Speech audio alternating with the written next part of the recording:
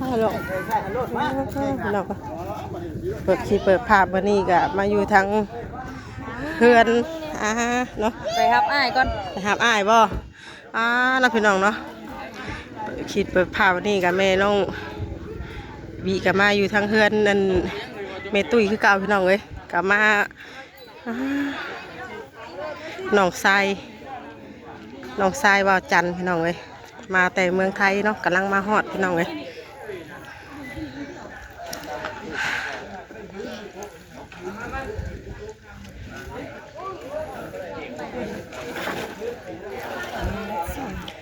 มาบัดซอง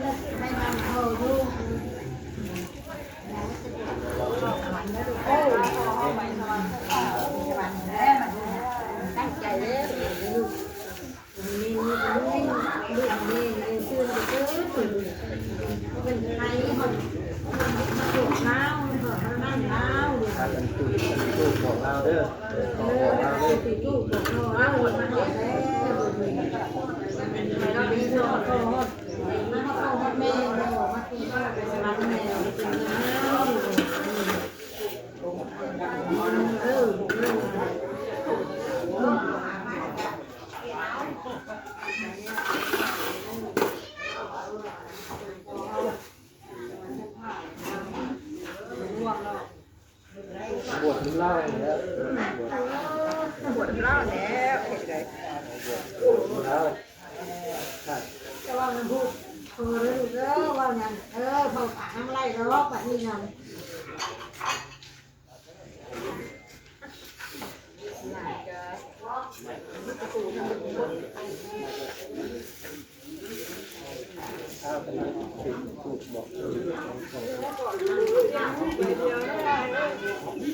เดี๋ยวว่าก่อนนะ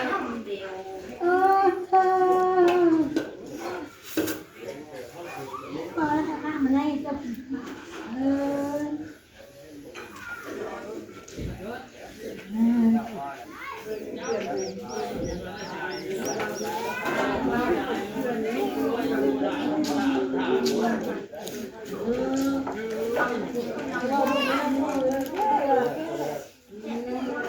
ว่าได้เนาะ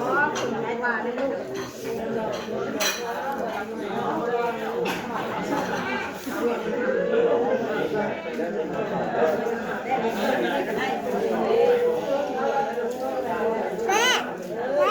โดยลูกหลานมาหอยไปลูกไข่ลูกห้องหรือว่ามาจะไม่ได้ลูกไข่จังลูกเกินใจหัวน้ำตูได้แบบเด้อลูกมาห้องได้เด้อ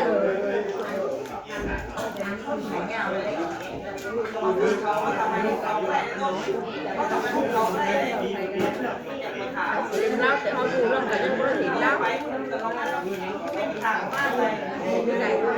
ขาไหนได้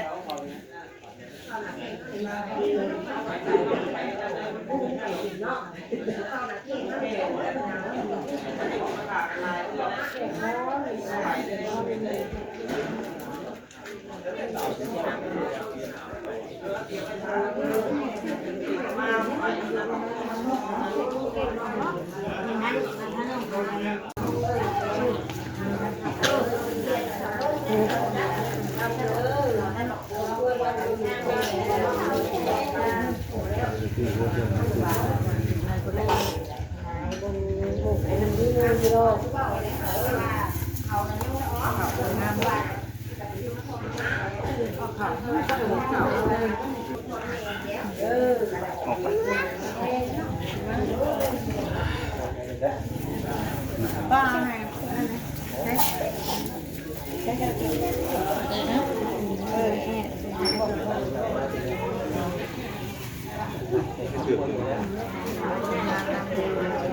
เ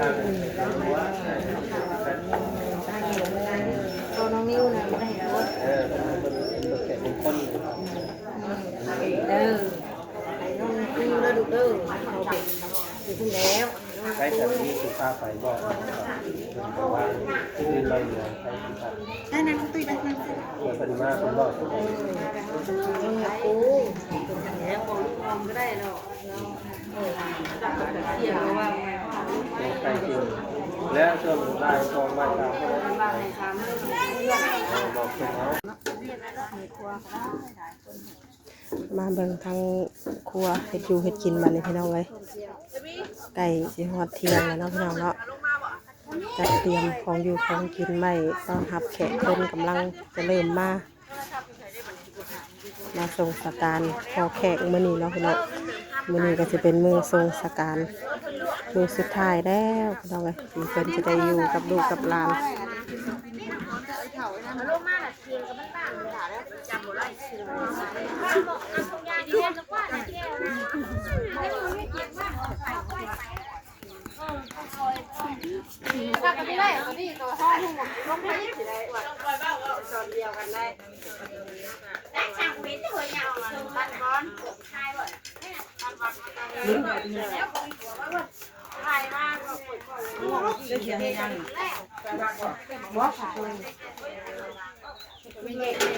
เช็คข่าวมันถึงนี่ก็ไม่ช่วยผม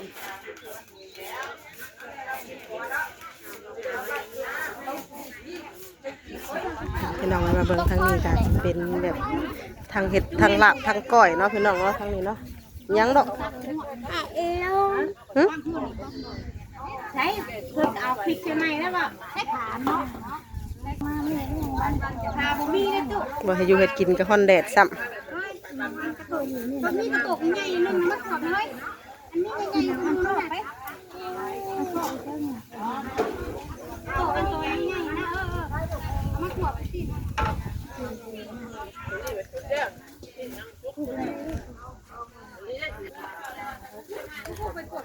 ของเขาของน้ำพี่น้องไว้นี่กัน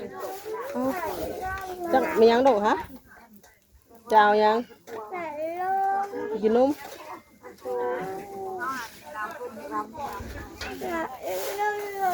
ใหญ่แล้วก็กินนมอยู่หึใหญ่แล้วก็กินนมอยู่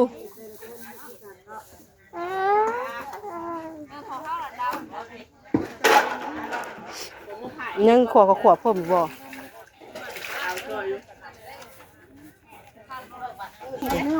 เบิ่งน้องนิ้วน้องเชื่อขวบเขาตอก ข้างหม้อ อ๋องามเราได้น้ำลานบ่เฮ้ยขวงามก็ซอยแท้นี่ ลูกจองพัดมาแกลูก จะได้ลูกน้ำลาน จังหวะกับลูกก้าหม้อฮอดหม้อฮอดเจ้ากรรมเอาบอกออนไลน์เด้อประมาณจำนั้นแหละทุกคน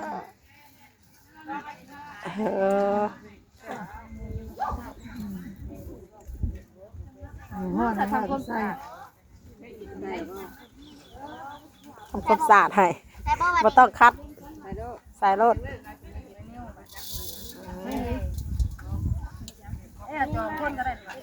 ใส่อีกบ่เฮ้ย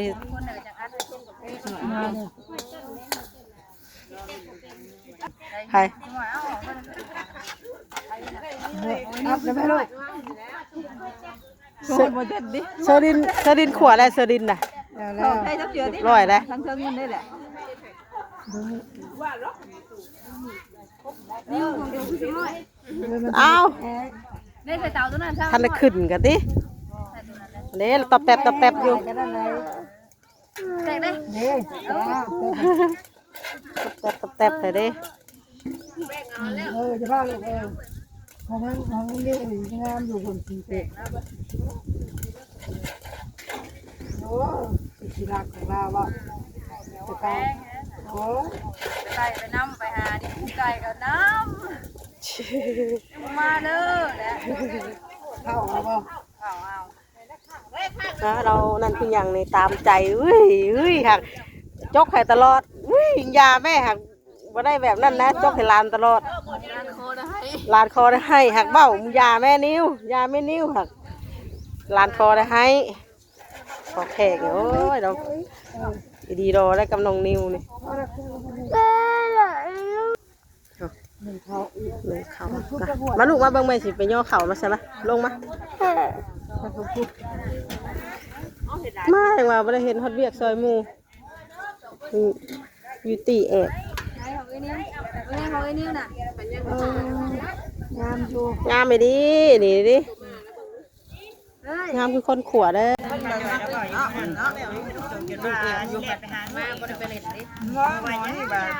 เป็นสีดำมันมาหุ้งวงกระบางชุกินพี่น้องกันสุดอันซอยบางๆนะแต่เบิ้งเราสีดำก็ได้บ่น่ะจะมาอยากชิมหลายคนไปจักจะมาหลายคนอยากกินอยู่ไปจักสิหรอพูดตอนเด้อพูดตอนพอ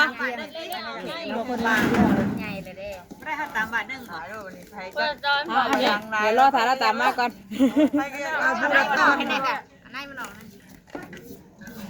บ่หมูซิมพูดตอนไว้หรือหั่นกับป้าไว้อะ ให้หมูชิมเด้อหันข้าวกินดิเบิดได้บ่ เพิ่นว่าสิท่าเอาสิท่าเลยให้กินแต่น้ำติ มีเบิดมะกอกมังนาวมากันเล่นอะไรเงี้ย ว่านี่ใช้แต่มะนาวนะวานตำวาน แล้วก็ตำลงบางเลย เทื่อนึงก่อนหลังน้ำดังเฮ้ย ได้ลูกก็ว่าสิเอาส่งทงให้เป็นทงให้น้องให้ เป็นเนี่ยบันนึงคือเฮ็ดนะ เอาเพิ่นสิไป สี่ทั้งเสียบอยู่ได้นะเฮ้ย แค่ไปได้ตำ สิเบี้ยเป็นให้เฮาสิกุ้งเอาทงให้ให้ถุงนึงเอาส่งทงก็เอาทงมาให้ได้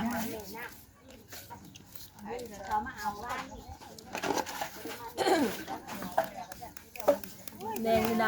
ำจามบ่นี่ก็แดงนี่เป็นแมงอ่อนน่ะจ๊ะแม่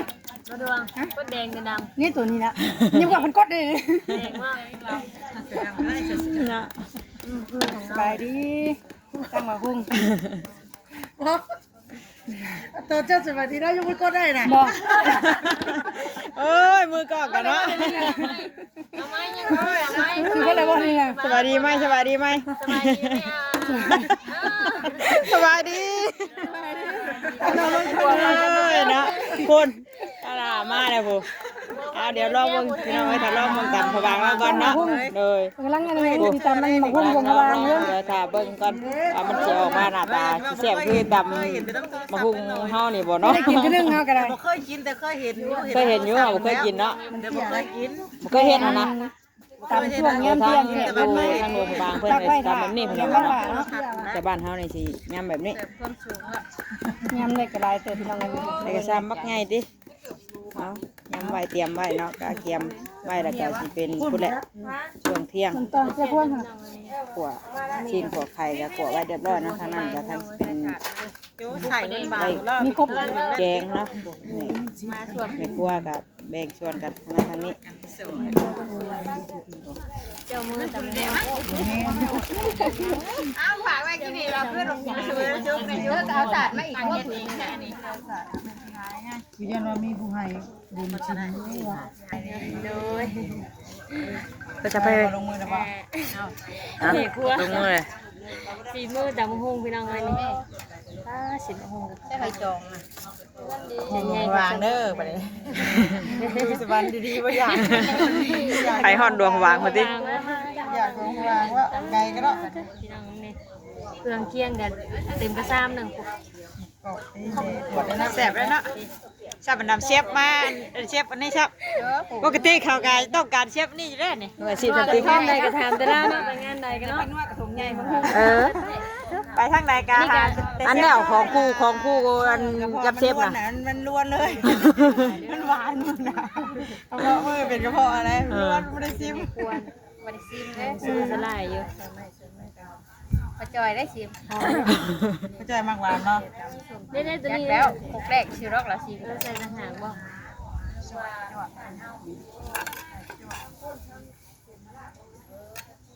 ไม่ต้องขี้มือใช่นะ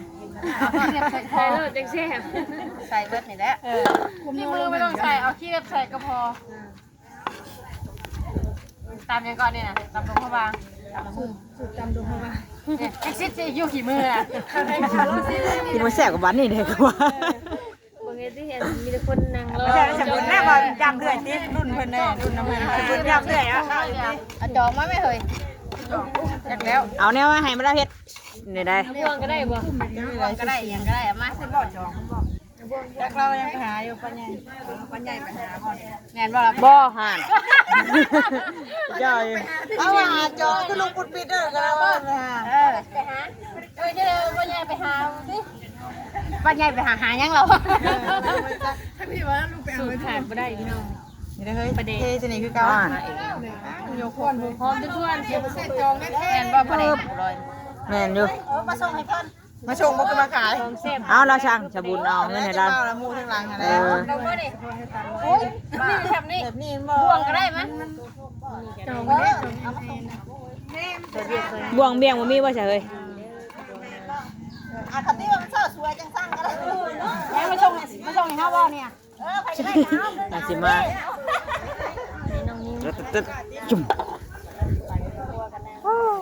อันกบชิมเลยยังไม่ได้โครนกะ หอมเด้อ ยังไม่ได้โครนกะละ จิ้มเสร็จเลยอย่างเดียวเสร็จเลย เด้อนั่นล่ะ ตัวนี้ อันนี้แหละเต้ดังทวนๆ พอบ่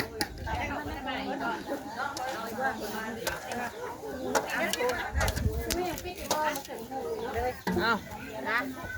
ไข่ต้มผัดมันได้12นาทีได้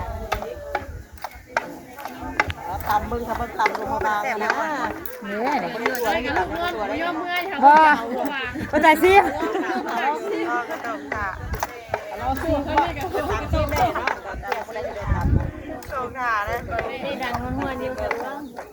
กูแซ่บเป็นอายได้โอ้ยต้องมีมึงเนี่ย ใครกันรอดที่อยู่เลย กูแซ่บเป็นอายเขาเลย แซ่บแซ่บมาได้ดูนะมึงเลยว่าแซ่บแต่อย่าว่าเลยเนาะว่าแซ่บเลยเนาะ กำลังไม้ลังยางนะที่จะทองมาแซ่บกำลังไม้แล้วเนาะ ซีแม่ไปลงมือก่อน ออกอย่างเดียวเลยแซ่บแล้วกินกับแซ่บแล้ว นี่พี่น้องเลยจะเทแต่แล้วก็เด้อเดี๋ยวไปชิมเลยสูตรโบราณเนาะบอกแล้วเที่ยวเองโอ้เล่นอยู่แต่ละคน มันดับเลย ตั้งกบเลย แม่งเอา ไม่ได้ถิ่มลูกเลยนี่อย่าเผาเลย มาแล้ว แล้วเลย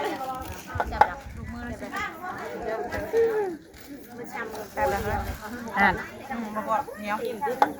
ต้องหาหมากกับกรอบมันน่ะเนาะมันมีอยู่เลย บ่เห็นเซนอันนู้นก่อนนี่ มันมีหมากอันนั้นได้แซ่บในบ้านนี่ได้ตัวตำนะ ผักก็มีแบบนี้มาหาซีมันก่อนมาซีมันกันก่อนชิมก่อน เฮ้ยนะท่านได้ชิมยกโป้เลย เนี่ย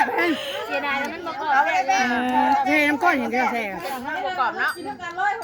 ต้องเลือกเอาหมากกับกรอบไปนี่นะ แซ่บเลย มาเส้นน้ำกันจะเส้น ตำหุ่งดวงพวาง พูดเซนบ่ จิ้มเลยหมาไปชิมด่านไปด่านว่า ไอ้พวกนั้นชิมพอดีชิมอยู่ อ้วนดิวะ พูดเส้นดิ ย่างใส่ไปชิ้นย่างจะเลยคลองแล้วดิวะ มาคิดตอนนี้ชิมไปนะเพื่อนอาจารย์มาให้ตักให้ไปให้ ขนาดเนาะซิมได้ก็กินบาดนี่ทำกินนั่นแบ่งมาดิเหนื่อยรับได้เนาะประเด็กนี้ได้เรื่องดีเลยเนาะประเด็กเนี่ยของตรวจ ห่อตำเนี่ยเอาไปทางไหนคุณ เล่น ไหนทางเพิ่น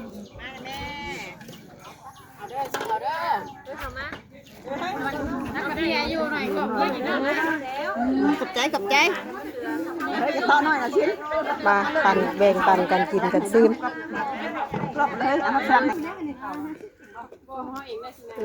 แถบนะเนาะครั้งแรกในเมนูวีก็บ่เคยกินตำดงพะบาง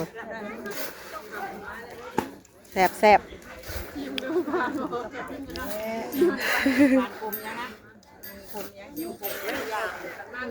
พี่น้องเนาะคลิปนี้กับแม่น้องวิกสิคอจบใบซ้ำนี้ก่อนเนาะพี่น้องเนาะเดี๋ยวพอและติดตามกันในคลิปต่อไปเด้อเนาะพี่น้องเนาะอยู่ทางเฮือนเมตุ้ยคือเก่าแหละพี่น้องเลยขอกล่าวครับมาสบายดีทุกคนเด้อเนาะ